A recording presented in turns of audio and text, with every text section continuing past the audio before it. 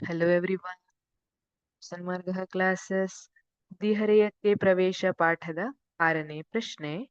ಕಪ್ಪೆಯಲ್ಲಿ ರೂಪ ಪರಿವರ್ತನೆಯನ್ನು ನಿಯಂತ್ರಿಸುವ ಹಾರ್ಮೋನ್. ಮಕ್ಕಳೇ, ರೂಪ ಪರಿವರ್ತನೆ ಅಂದ್ರೆ ಏನು? ಇಲ್ಲಿ ನೋಡಿ, ಮೊದಲು ಇಲ್ಲಿ ಮೊಟ್ಟೆಯ ರೂಪದಲ್ಲಿ ಇದೆ ಅಲ್ವಾ? ಇದು ಮೊಟ್ಟೆಯ ರೂಪದಲ್ಲಿ ಇದೆ. ಮೊಟ್ಟೆಯಿಂದ ಇದೇನಿದೆ? ಗೋದಾ ಮೊಟ್ಟೆ ಅಂತ ಕರಿತೀವಿ. ಇದು ಗೋದಾ ಮೊಟ್ಟೆ.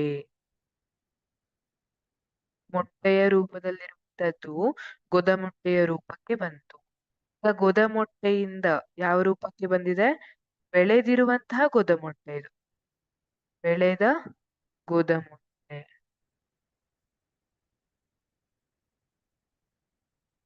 ಹಾಗೆ ಬೆಳೆದ ಗೋದಾ ಮೊಟ್ಟೆಯಿಂದ ಎಲ್ಲಿಗೆ ಬಂದಿದೆ? ಪ್ರೌಢ ಕಪ್ಪೆಯಾಗಿ ಬದಲಾವಣೆ ಹೊಂದಿದೆ.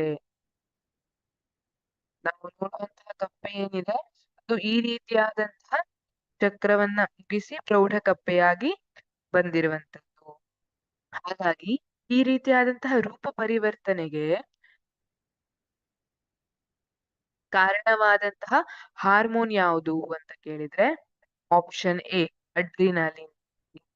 ಇದು ತಪ್ಪಾದ ಉತ್ತರ. Option B thyroxine. ಇದು ಸರಿಯಾದ ಉತ್ತರ. Option C oestrogen. ತಪ್ಪಾದ ಉತ್ತರ. Option D pituitary. ಇದು ಕೂಡ ತಪ್ಪಾದ ಉತ್ತರ. ಹಾಗಾಗಿ ನಮ್ಮ ಸರಿಯಾದ ಉತ್ತರ ಅಂದ್ರೆ ಬಿ ಥೈರಾಕ್ಸಿನ್. ಥೈರಾಕ್ಸಿನ್ ಅದರಲ್ಲಿ ಕೂಡ ಬಿಡುಗಡೆಯಾಗ್ತದೆ, ಸ್ರವಿಕೆಯಾಗ್ತದೆ ಅಲ್ವಾ? ಥೈರಾಯ್ಡ್ ಗ್ರಂಥಿಯಲ್ಲಿ ಮಾನವರಲ್ಲಿ ಗಂಟಲಿನ ಭಾಗದಲ್ಲಿ ಇರ್ತದೆ ಥೈರಾಯ್ಡ್ ಗ್ರಂಥಿ. ಥೈರಾಯ್ಡ್ ಗ್ರಂಥಿಯಿಂದ ಥೈರಾಕ್ಸಿನ್ ಸ್ರವಿಕೆಯಾಗಿರುತ್ತೆ.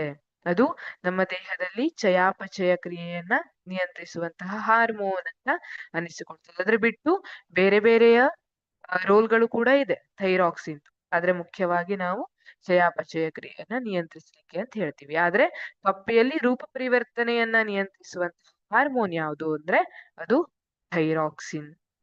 Thank you.